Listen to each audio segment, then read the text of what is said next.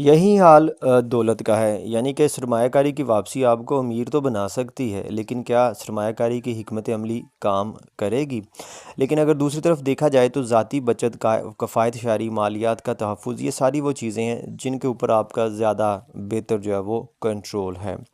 تو اس لیے کہا جاتا ہے کہ دولت وہ ہے جو آپ خرچ کرنے کے بعد بچا لیتے ہیں۔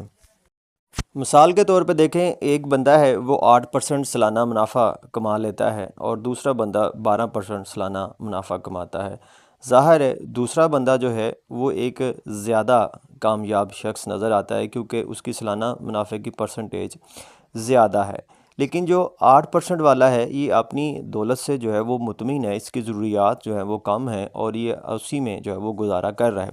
جبکہ جو دوسرا بندہ ہے جس کی سالانہ منافع کی شرح جو ہے وہ زیادہ ہے، لیکن اس کی ضروریات، اس کی خواہشات بھی جو ہیں وہ اس جتنی ہیں یا اس سے جو ہے وہ زیادہ ہیں، تو ڈیفینیٹلی وہ قرض دار ہو جائے گا اور وہ ڈیفالٹر ہو جائے گا۔ یہی جو ہے وہ فرق ہے کہ پیسوں سے خوش رہنا جو ہے وہ سیکھیے، جو آپ کے پاس ہے اور جو آپ چاہتے ہیں اس کے درمیان ایک فرق ہے، اس فرق کو جو ہے وہ سمجھیں اور اس کو کم سے کم کرنے کی کوشش کریں۔ جتنا فرق یہ زیادہ ہوتا جائے گا اتنی آپ کی مشکلات میں اضافہ ہوتا جائے گا۔ اب ایک ماہر نفسیات تھا جس کو 1927 میں میڈیکل سائنس کے لیے نوبل پرائز دیا گیا۔ اس کا نام ہے جی جولیس ویگنر جوریگ۔ اس کا آئیڈیا جو ہے وہ بڑا یونیک قسم کا تھا، جبکہ دوسرے لوگ اس کو بیوقوفی مانتے تھے۔ یعنی کہ اس بندے نے دماغی مرض نیوروسیفلس اور ڈائمینشیا اس کو کہہ لیں، اس کے علاج کے لیے اس نے ملیریا جو ہے اس کا سہارا لیا۔ یعنی کہ اس کا یہ ماننا تھا کہ جو بخار ہوتا ہے نا جسم کو، یہ بیسیکلی انفیکشن سے لڑنے میں جو ہے وہ مدد دیتا ہے، یہ بیکٹیریا وغیرہ کو جو ہے وہ مارنے میں مدد دیتا ہے اتنا ٹمپریچر۔ تو اس نے کیا کیا، اس نے جو مریض تھے ٹائیفائڈ والے، چیچک والے، ان کو اس نے ملیریا کا جو ہے وہ انجیکشن لگا دیا تاکہ ان کو بخار ہو، اور بخار ہونے کے بعد جو ہے ان کے یہ جو جراثیم ہیں جن کی وجہ سے ٹائیفائڈ ہو رہا ہے، چیچک ہو رہا ہے، یہ ختم ہو جائیں۔ اس کو اس نے آتشک کے علاج کے لیے جو ہے وہ بھی یوز کیا۔ طریقہ ظاہر ہے خطرناک تھا، یعنی کہ اس کے کچھ مریض جو ہیں وہ علاج میں مر گئے۔ تو اس نے پھر ملیریا کے ایک کمزور جو وائرس تھا اس کو جو ہے وہ یوز کرنا شروع کیا۔ پھر اس نے ایک کمزور ورژن کو جو ہے وہ یوز کرنا شروع کیا۔ تو جو پھر بعد میں ملیریا کا بخار تھا اس کے علاج کے لیے پھر کوئی نیند جو ہے وہ دی جاتی۔ یوں اس کے 10 میں سے 6 آتشک کے جو مریض ہیں وہ ملیریا تھیراپی سے علاج سے ٹھیک ہو گئے۔ بعد میں پھر جب پینسلین ڈسکور ہوئی تو پھر جو ہے آتشک کے علاج کے لیے ملیریا تھیراپی جو ہے یہ ختم ہوگی، لیکن اس یونیک کام کے لیے اس بندے کو جو ہے وہ نوبل پرائز دیا گیا تھا۔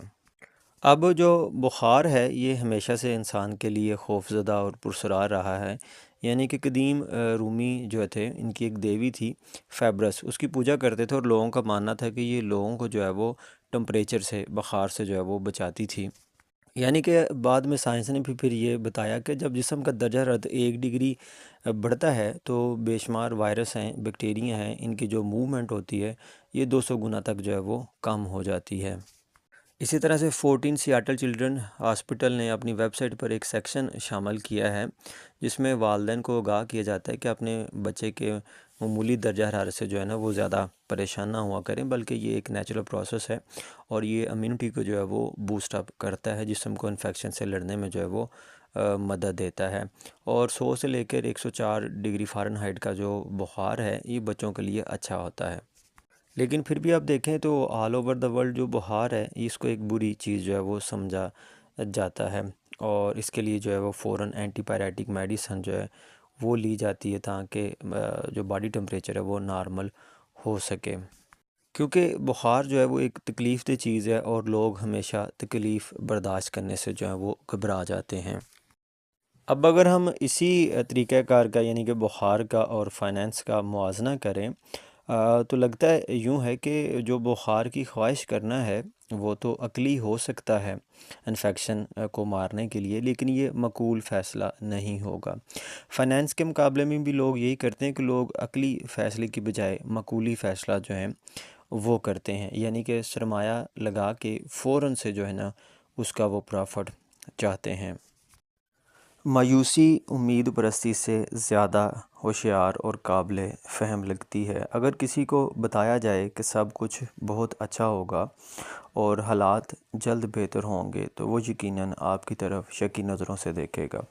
لیکن اگر آپ اس کو بتائیں گے کہ وہ خطرے میں ہے تو وہ یقیناً آپ کی بات ضرور سے سنے گا۔ مثلاً اگر آپ کسی کو کہیں کہ اس کا جو سیونگ اکاؤنٹ ہے اگلے سال اس میں 10 گنا جو ہے وہ اضافہ ملے گا تو وہ ہو سکتا ہے آپ کی بات نہ سنیں، لیکن اگر آپ اس کو بتائیں کہ تمہارا جو سیونگ اکاؤنٹ ہے وہ اڑنے والا ہے، تمہارے ساتھ فراڈ ہونے والا ہے، تمہاری رقم ڈوبنے والی ہے، تو یقیناً وہ اپنا وقت نکال کر آپ کی بات سنے گا۔ مثال کے طور پر جنگ عظیم دوم کے بعد جاپان جو ہے اس کی معاشی، صنعتی اور ثقافتی سماجی ترقی جو ہے وہ رک چکی تھی۔ 1946 میں موسم سرما میں جب قحط پڑا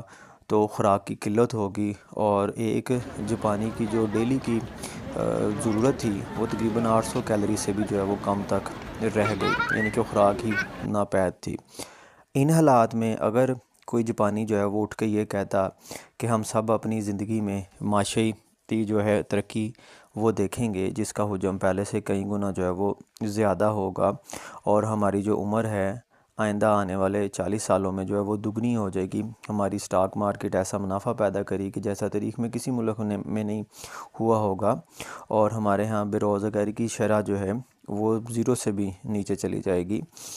اور ہم الیکٹرانک مصنوعات میں، کارپوریٹ سیکٹر میں پوری دنیا کو جو ہے وہ لیڈ کریں گے، اور ہم اتنے زیادہ امیر ہو جائیں گے کہ جاپانیوں کی امریکہ میں بھی جو ہیں وہ جائیداد ہوں گی، اور امریکہ سے ہمارے جو ہیں وہ اچھے تعلقات جو ہوں گے۔ تو ایسا کہنے والے جاپانی کو یقیناً جو ہے وہ طبی معائنے کا مشورہ دیا جاتا ہے، لیکن دنیا نے دیکھا کہ آئندہ 40 سالوں میں واقعی جاپان میں یہ کام ہوا۔ اب ہم یہاں پہ دیکھتے ہیں جی پیٹرول جو ہے اس کی کہانی دیکھتے ہیں کہ 2008 میں ایک ماہر ماحولیات تھا لسٹر براؤن، اس نے لکھا تھا جی کہ 2030 تک نا چین کو یومیہ 98 ملین بیرل کی تیل کی ضرورت ہوگی، اور دنیا اس وقت 85 ملین بیرل یومیہ بنا رہی تھی،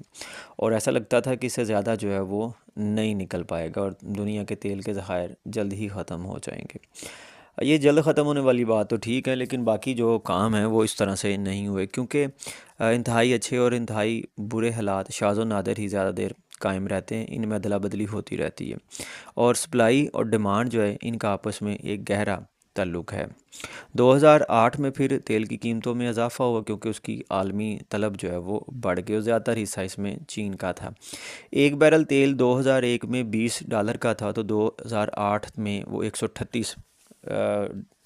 فی بیرل جو ہے وہ فروخت ہوا۔ اس نئی قیمت کا مطلب تھا کہ تیل کی کھدائی کا مطلب ہے زمین سے سونا نکالنا، اور یوں آئل ویل کمپنیز نے، آئل ڈرلنگ کمپنیز نے جو ہے وہ دنیا میں اچھا خاصا پرافٹ کمایا، یعنی کہ وہ $20 سے $138 فی بیرل تک جو ہے وہ پہنچ گئے۔ تیل کے تاریخ دان ہیں جی ڈینیل یرگن۔ ڈینیل یرگن جو ہیں یہ کہتے ہیں کہ امریکہ میں تیل کے جو 86% ذخائر ہیں ان کو نکالتے وقت جو تخمینے لگائے گئے وہ بعد میں کافی حد تک کم ہو گئے۔ اس کی وجہ یہ نہیں تھی کہ تیل زیادہ نکلا، بلکہ اس کی وجہ یہ تھی کہ ٹیکنالوجی جو ہے وہ اس میں بڑی بہتری آ گئی۔ مثلا 2008 میں امریکہ میں جو تیل کی پیداوار تھی وہ تقریباً 5 ملین بیرل یومیہ تھی، لیکن 2019 میں یہ تقریباً 13 ملین بیرل تھی، یعنی کہ 3 گنا جو ہے وہ زیادہ تھی، اور عالمی تیل کی جو پیداوار ہے وہ 100 ملین بیرل یومیہ تھی 2019 میں۔